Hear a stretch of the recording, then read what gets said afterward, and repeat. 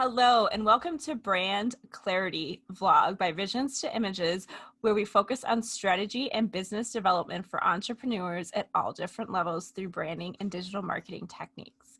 Susie Liberatore is the founder and art director of Visions to Images Creative Services, LLC. For the last decade, she has personally been instrumental in bridging gaps between the global digital market and neighborhood locations for some of the biggest brands around. Growth is possible for even a single location with the right professional branding techniques and Susie's signature strategies of Visions to Images. Stand out from your competitors and bring your visions to life. Your host for this vlog is Susie Liberatore, owner of Visions to Images. Hello, everybody. Today on the podcast, I have Trish Bonney. She's an interior designer in Colorado. And I'm super excited to kind of chat with her today about all of her exciting ventures that she's going on. Hi, Trish. Can you tell us a little bit about how you got started? I actually got started later in life. I call this my second life. Mm-hmm. I was in the military previously, and when I retired from the military, I had found out that I had a cancer, which gave me time to take a big pause and think about what I really wanted to do in life, because at the time I was teaching and it wasn't super exciting to me.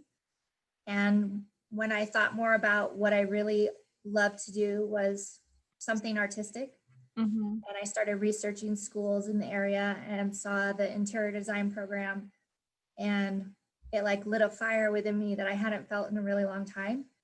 So once I was well enough to go, I decided to enroll in school and went into interior design and loved every last minute of it, and was glad I totally changed what I was doing and went on to something new.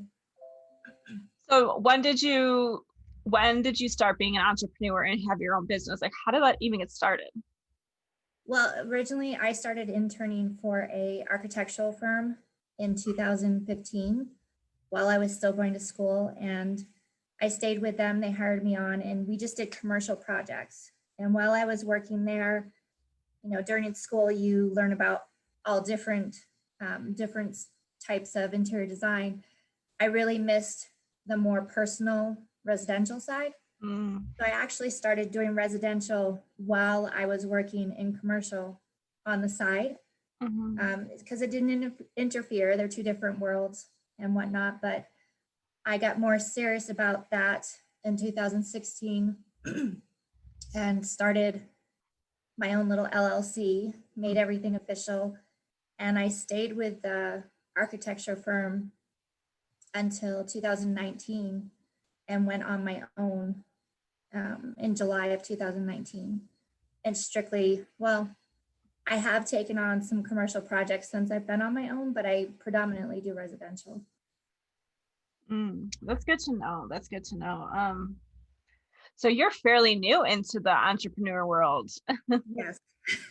Yes. And it's not something I would say is for the faint of heart. It's those first couple years are struggle. And I think the way I did it, while it was extremely hard, I worked probably upwards of 70 hours a week when I was working at the architecture firm. It's a lot to do, but at the same time, there's no way I could have taken that jump at that time financially, because you've got to think about insurance, and all the tech programs that you need to have to do it properly. And there's a lot financially on the back end that you need to think about before you take that leap. You should have absolutely some assistance with accounting. It was too much. And I'm glad I did it the way I did. I didn't sleep much for a couple of years, but at the same time, it really set me up for a lot more success. That's good. Yeah. And I think that like the financial end of things, like you're talking about, like so many times people don't understand that as an entrepreneur, you think, oh, there's all this freedom, or, oh, it must be nice to make profit. Okay, where's this profit? Like we have, like you're saying, like we have that insurance, we have to pay, I have contractors, but employees, we have to pay overhead, regardless. I mean, yes, I work out of my home, but I still have to pay everything, like, right? Like internet, phone. Yeah. I have Adobe programs. I mean, the list can go on and on, like all of the programs that I need for my clients, all of the stuff. And then you try to add in your profit and your time, and it's just like, is this too much or is it okay? So there's always that constant juggle of understanding profit, expenses, and loss. Like, and I'm not good at any of that. So I totally have accounting and all that outsourced because Yeah. I couldn't focus if I did that. Well, and me working from home just wasn't, I couldn't do that. Right. I did that while I was working at the commercial firm, but even I think a year before I quit working there, I ended up renting an office space just because, Mm-hmm. I do sell materials to my clients. Sure. Yeah. So the materials, I totally filled up my garage. Then it started coming into my dining room, and then it started inching its way into my living room. So Well, and I'm sure people want consultations and yes, have like that look, feel, touch stuff. Like, is right. you're an interior designer, like people want to see that and have that. So I think Yeah. that having an office um for your field is great. Yeah. And meeting at a Starbucks, I just didn't feel like that No, was no. professional. I mean, there's So some fields that you just can't do yeah, that. Some of them you can, but other times you can't. And I mean, yeah, and now that we have Zoom and stuff, that's totally another option too. But um yeah, meeting's important. So, what are you most excited about for your business right now? well, considering we are in a pandemic Mm-hmm. and this is my busiest year ever, I am excited about the new opportunities that are coming along. Like I was focusing more on kitchen and baths Mm-hmm. for, since 2016, that was my bread and butter. But now I'm actually finding more opportunities with commercial projects. Mm-hmm. I also I found an opportunity just being on Facebook one night. Um, Somebody was looking for furniture, and I like to find one project a year that I can like volunteer and donate to. Mm-hmm. And I was really, really busy this year, and I didn't know if I was gonna take Mm-hmm. something like that on, but I found something that was extremely interesting and has turned out to be it's very near and dear to my heart right now. It's Mm-hmm. a safe house for women Oh, yes. Yes. that have unfortunately Mm-hmm. been trafficked in the past or something along those lines. So that came just out of nowhere where I'm, helping with that project. And Amazing. then also another new thing that's come along, one of my contractors that I work with, he has brought forth the opportunity for me to work with this couple who invests in buying older homes or Mm-hmm. really, homes that are really, really not in good shape at all. So we're building them back up, gutting the entire homes, and Mm-hmm. then they're going to be renting them out to lower income families. So that is something that I didn't even think about doing before. So these are new opportunities, but Mm-hmm. again, these are ones that are filling up my schedule pretty quickly, along with the normal projects that I've been Right. doing. So Yeah, I'm just excited about the new doors that are opening absolutely.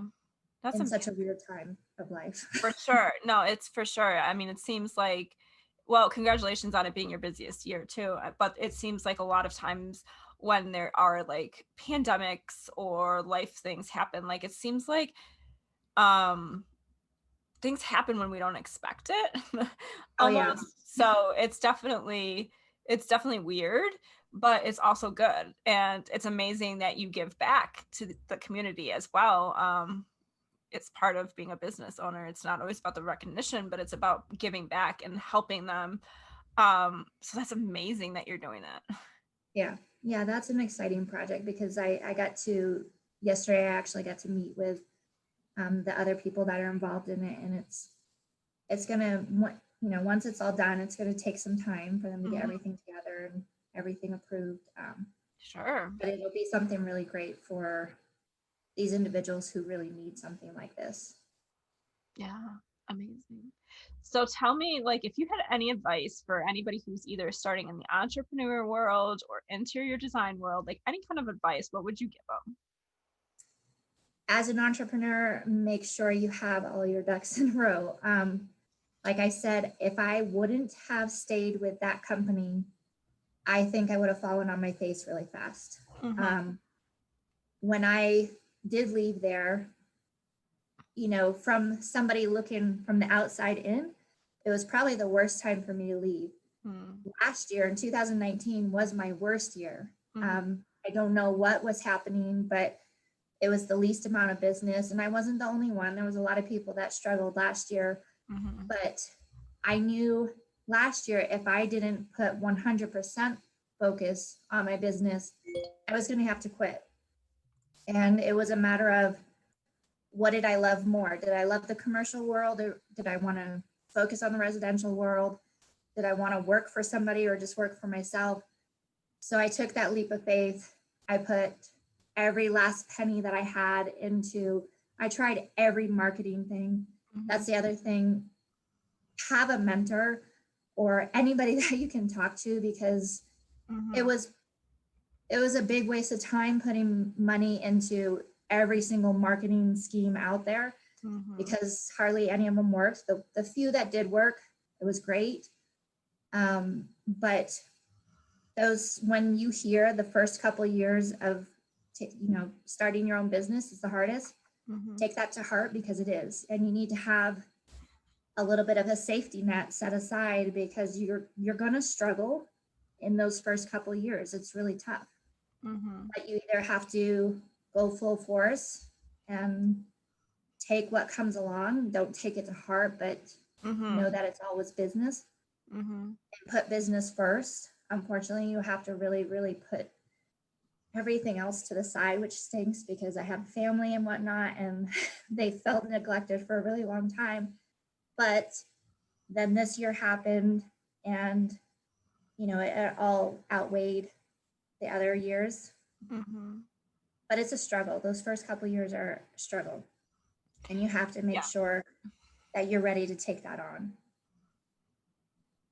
Yeah, for sure. And I think like the mentor part is really important. I know that when I started working with like a sales coach and stuff like that, like it changes your whole thing. And when you're paying for something like that, like, okay, I got to do the work and I got to really level up. And you need that help, however whatever the person's described at, you need that help in a sense, because you might not know about XYZ. You might just need somebody to talk to. You might need somebody to implement. Like, you have to find all of those little things that is like driving you crazy that your business needs. And sometimes it's just to vent, right? Like sometimes it's just like to vent, and then you get a new idea and you're like, oh, I feel better now.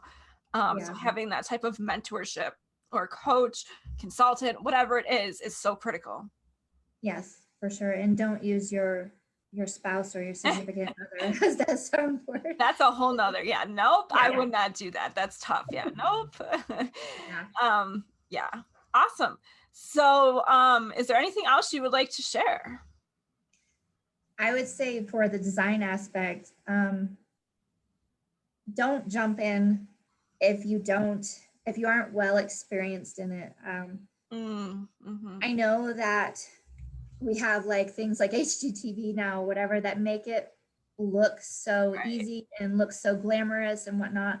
There's so much more to it. Mm-hmm. Especially I'm on a lot of Facebook groups and whatnot, and I see all these individuals who say, I'm new to the world. I just, people liked my house and thought it was really nice looking. And so I started doing this for other people. But kitchen design, there's so many codes and there's so many liability aspects. And, I took all the classes. I have the actual degree, and it's still hard for me, because there is a lot of liability in it, and you can't just jump into something like that and think that you're going to get it like that. Because I see people will put their drawings online and say, what do you think about this? Don't think that, a trained designer is not going to come on and say, hey, you may want to look at this, this, this, and this, right, and your feelings get hurt. You got to understand, if you want to jump into this field and you're going to ask the questions, realize that there's a lot more to it than putting up pretty tile or whatever, especially, I see, like I said, I see a lot of issues with kitchen design. I've had to come behind well, they call themselves designers now. I've had to come behind them and do $80,000 plus fixes that the client already spent a ton of money in the beginning with the first design. And it was totally not to code and had to be ripped out and redone. So, if you're going to jump into this, maybe take some classes first, work under a designer, work as an intern or work as a, just an assistant to learn more about it, or go to school.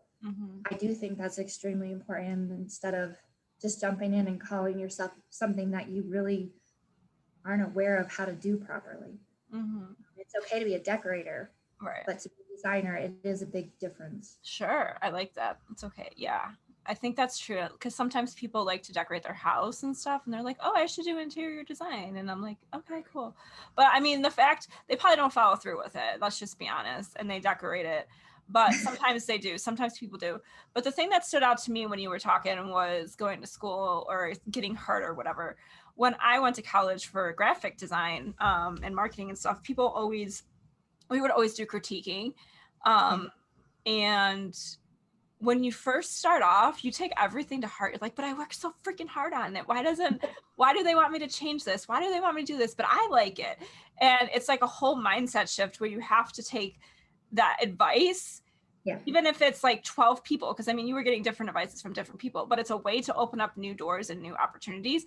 And like you said, you can't take it to heart. Even when I started as a business owner, if somebody canceled a contract, right? Like, we don't take it to heart necessarily unless it was a bad experience and then you could have fixed it or whatever. But a lot of times, like, or if you have to fire somebody, like, you can't take it to heart. You just can't as a business owner, because you're going to beat yourself up and you're not going to sleep and it's not going to be good. And then it's not good. Like, so don't take everything to heart when you're a business owner, period, no matter what it is. It's so important. Yeah, you definitely have to have a strong backbone when you become a business owner. But I think going back to me working in that architecture firm, that was really, I think back to it, it definitely was a blessing for me to find that job, because architect, generally speaking, especially not now, but it is more so a man's world. I was in the military, definitely a man's world. So I was raised in that atmosphere where I constantly had to prove myself. But when I went to the architecture firm, what I realized really fast, because we did commercial projects and it was tenant improvement, we had to appease a lot of people. So you would hear from one that they hated your design, another one loved it, another one just wanted to explain everything that I did. So in that aspect, the first couple of times it was like, oh, this stinks. Everybody's got their own opinions. But then I got to sit back and really learn from that. I need to make sure my heart is not in this. It's not my design, because as a real interior designer, you are not supposed to be designing for you. Right. You're totally. It's the same with, Right. And so when I went to residential, I've had a couple assistants now, and the first thing I need to get them to realize is, doesn't matter what you like. You have to get into their head, figure out what they like. And if they like uber traditional, something that to you may feel gaudy, that's what they love. Right. And you have to give that to them. Exactly. And you have to take your mindset out of it. Absolutely. Because I don't want to be a niche designer where I only do, contemporary farmhouse or something like that. Well, it might get boring anyways. Right, exactly. All of my designs are extremely different. They're very specific to my clients' wants and needs. So that was really honed in when I worked in the architecture firm, because there was so many people you had to make happy, and your project could go on for over a year because it would take that long to make everybody happy. So in that aspect, I think, again, that experience and learning from other people in that setting, even after going to school, was key to me being able to be where I'm at right now. So for somebody who maybe just watches TV a lot, or like you said, does their own house and tries to jump into something from there, I don't suggest that. There's so much more to it if you really want to do it and you want to do it right. Yeah, It's absolutely. more than that. That's good. Yeah. Thank you. That's so good. Awesome. And then we'll leave your links so people can check you out. Okay. Yeah, thank you for coming on.